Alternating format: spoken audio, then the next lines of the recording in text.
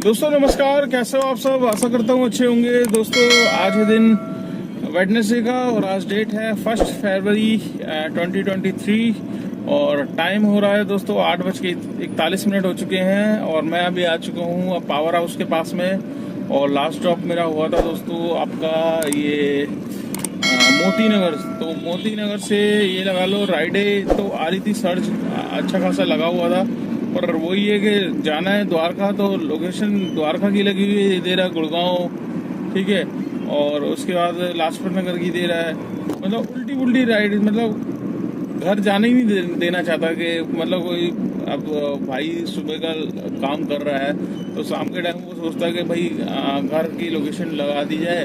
तो वैसे ही ऊबर का आपको पता है सॉफ्टवेयर का हिसाब किताब, तब भी ड्राइवर है सोचता है 2 घंटे पहले। तो मैंने भी लगाई हुई थी पर वही करते करते आया है वहाँ तक मोती नगर। उसके बाद फिर राइड जिसने देना मतलब बहुत ही सारी स्किप करनी पड़ रही थी। फिर मैंने सोचा यार ज़्यादा स्किप राइड करूँगा तो एक्सेप्टेंस रेट डाउन होगा। फिर एक्सेप्टेंस रेट डाउन होगा तो फिर आपके प्रोफाइल पे फर्क पड़ेगा और प्रोफाइल आपके फिर बुकिंग्स वगैरह पे फिर इफेक्ट पड़ता ही है, बुकिंग्स कम आना स्टार्ट होती है। तो इसकी वजह से मैंने कर दिया रिवाइज को बंद।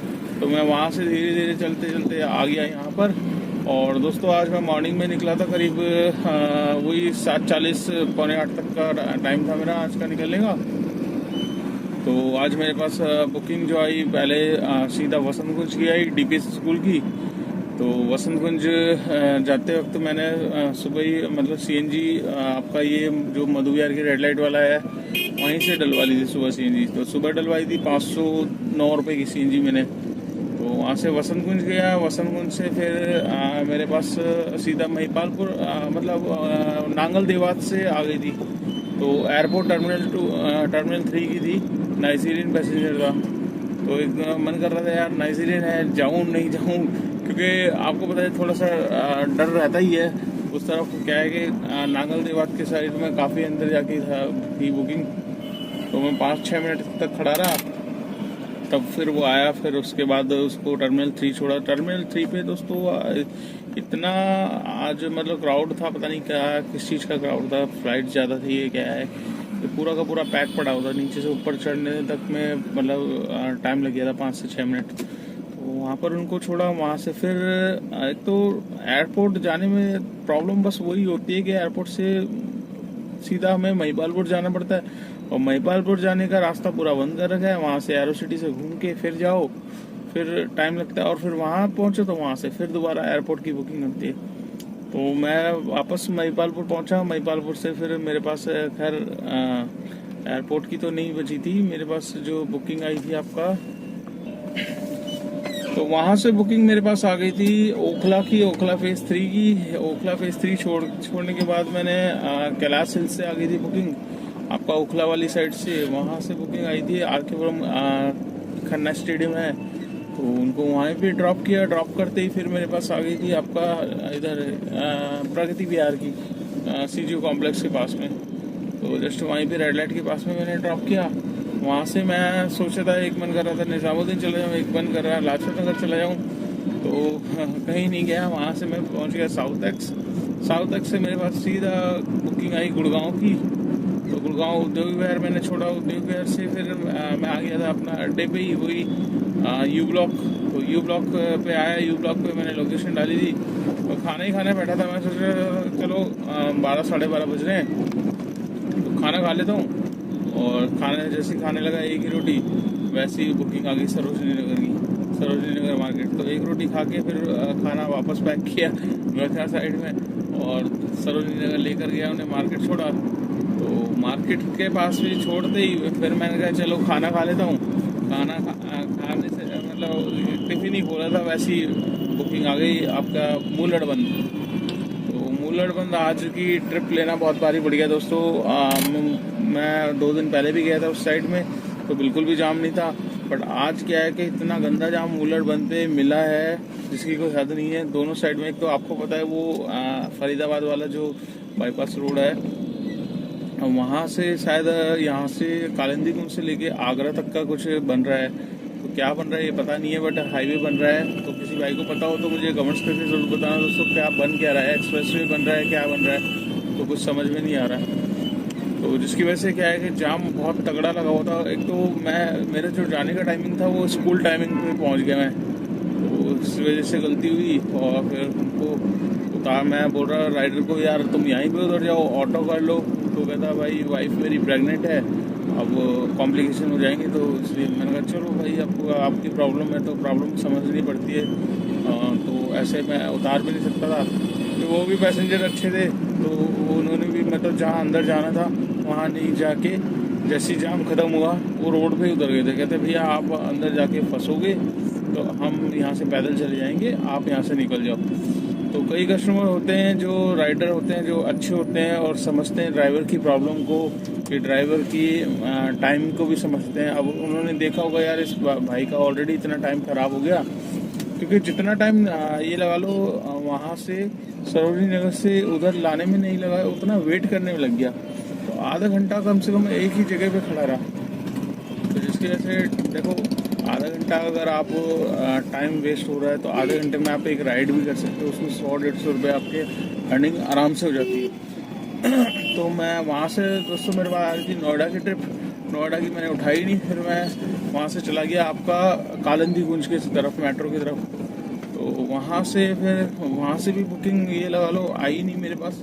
तो फिर मैं अपोलो से मेरे पास मिल गई थी आपका अपोलो हॉस्पिटल से, तो वहाँ से इधर की मिली थी आपका ये आरकेपुरम साइड की।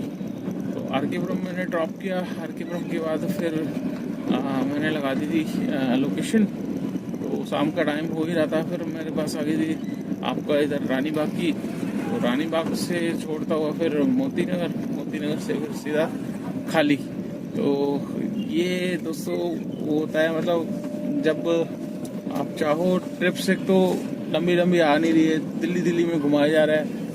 हाँ, तो इसीलिए छोटी ट्रिपें करके आज आया हूँ।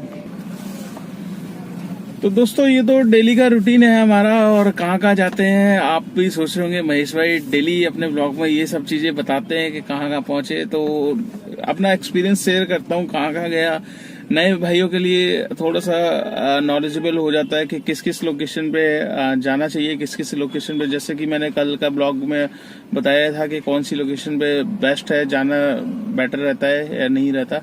तो दोस्तों आज हम बात करेंगे एक और ड्राइवर भाई के बारे में, और एक भाई का कमेंट्स आया था। मैं मोस्टली कोशिश करता हूं कि अपने ब्लॉग में किसी ना किसी भाई के कमेंट्स का आंसर करूं, और जिससे क्या है कि उस कमेंट्स का आंसर का सभी भाई देख सके और सभी भाई को पता चल सके, और खासकर उन भाइयों को जो इस लाइन में नए आना चाहते हैं और आने के बारे में सोच रहे हैं। तो क्या है कमेंट्स इस भाई का, यहाँ पर देख सकते हैं। यहाँ पर एक भाई ने कमेंट्स लिखा है, भैया अर्टिगा गाड़ी लेने की सोच चुका हूँ, ठीक है। अर्टिगा गाड़ी लेनी है, 4 लाख डाउन पेमेंट करनी है, तो मुझे लेनी चाहिए या नहीं लेनी चाहिए।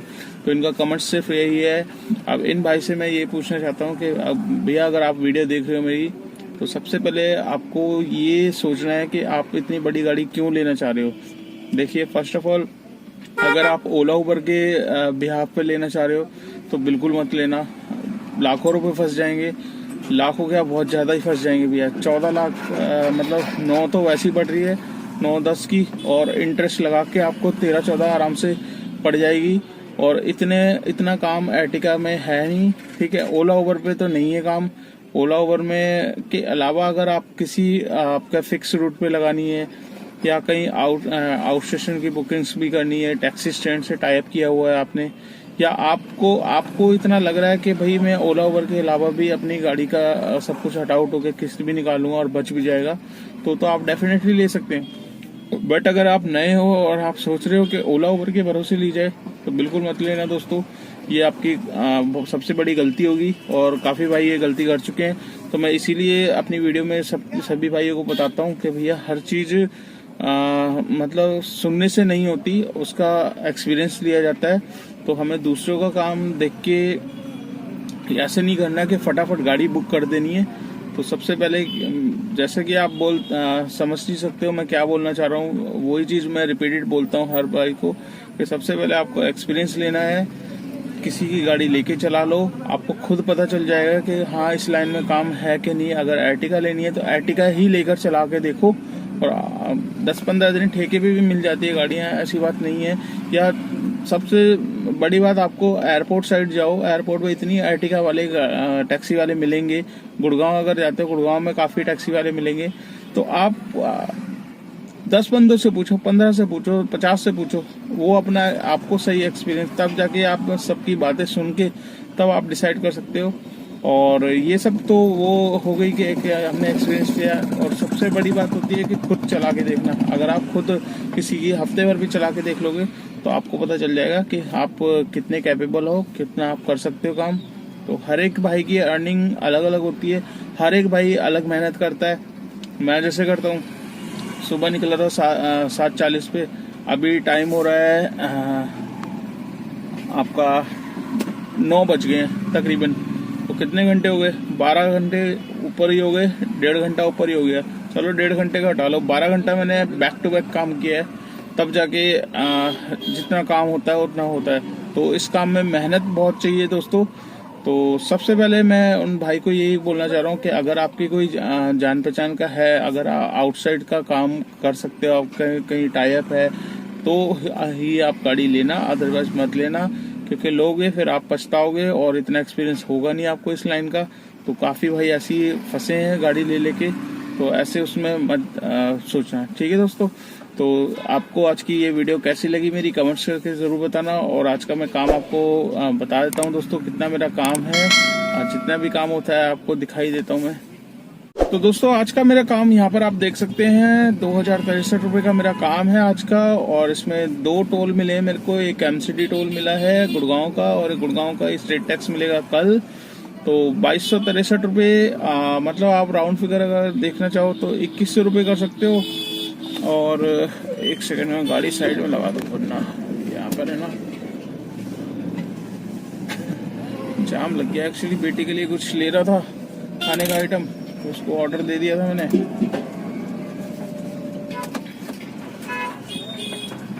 तो दोस्तों 2063 रुपये का काम है। 2100 रुपये हम मान के चल सकते हैं, 20, 30, 40 रुपये एक्स्ट्रा आ ही जाते हैं। तो 2100 और प्लस 200 रुपये का टोल है, तो टोल लगा के हो गए 2300 रुपये। तो टोल को हम साइड में कर देते हैं, बच्चे 2100 रुपये। 2100 रुपये में जो मेरी CNG लगी थी वो 509 रुपये की थी, और उसमें पैलेस की भी थी, तो 750 की फुल होती है, जिसमें से मेरे पास 2 पॉइंट पड़े हुए हैं अभी। तो अभी रेड पे ही आ जाएगी। तो तकरीबन 600 रुपये की मेरी CNG आज भी लग चुकी है।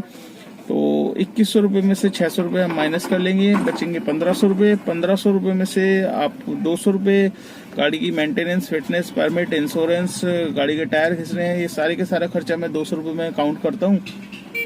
तो 1500 में से 200 रुपये भी निकाल लेंगे। तो आज की नेट इनकम दोस्तों वही निकल के आ रही है जैसे कल आई थी, 1300 रुपये की। कल की भी 1300 की थी, आज की भी 1300 की है। तो आज की नेट इनकम इतनी है, और इस नेट इनकम में मेरे को किसी को कुछ नहीं देना। हाँ, अगर आपकी नई गाड़ी है तो उसमें आपको EMI भी निकालनी पड़ेगी, उसके बाद ही आपकी अर्निंग आएगी। अब आप सोच रहे होंगे भाई 1300 में से 500 अर्निंग निकालूंगा, 800 रुपये बचेंगे। जी हाँ दोस्तों, 800 से 1000 रुपये ही बचा सकते हो आप नई गाड़ी के उस पर। बाकी सारी चीजें आपके ऊपर है। मेहनत जितनी आप करोगे उतनी आप अर्निंग कर सकते हो। आप 12 घंटे से 14 घंटे करोगे तो 2 घंटे में 700-800 का काम और हो सकता है। तो जहां 800 बच रहे हैं वहां पर 1500 बचेंगे। तो सारी की सारी चीजें सबकी मेहनत के ऊपर है, सब अपनी मेहनत का लेके जाते हैं। मैंने आज मेहनत करी, मैंने इतने का लेकर जा रहा हूँ, आप करोगे तो आप उतने का लेकर जाओगे। तो चलिए दोस्तों, इस वीडियो को कर देते हैं यहाँ पे एंड। आपको वीडियो कैसी लगी कमेंट्स जरूर करना, और वीडियो को लाइक जरूर कर देना। और चैनल पे फर्स्ट टाइम है तो चैनल को सब्सक्राइब कर लेना। और अगर आप मेरी वीडियो फेसबुक पेज पे देख रहे हो तो उसको भी फॉलो कर लो, उसको भी शेयर कर दो दोस्तों। जितना आप वीडियो को शेयर करोगे उतनी मेरी वीडियो आगे पहुंचेगी, उन भाइयों के पास जाएगी जो ओला उबर के बारे में जानना चाहते हैं। एक्चुअल में ओला उबर में कितना काम है, वैगनआर से कितना काम है, डिजायर से कितना काम है, अर्टिगा से कितना काम है, नाइट में काम करने में क्या फायदा है, या पुरानी गाड़ी लेके चलाने में फायदा है, ये सारी की सारी वीडियो मैंने डाली हुई है। डिस्क्रिप्शन बॉक्स में आप जाइए, लिंक वाइज वीडियो लगी हुई है, तो आप देख सकते हैं। तो चलिए दोस्तों, इस ब्लॉग को कर लेते हैं यहीं पे एंड, और मिलते हैं कल नेक्स्ट डे नेक्स्ट अर्निंग में। तब तक के लिए बाय बाय, अपना ख्याल रखिएगा।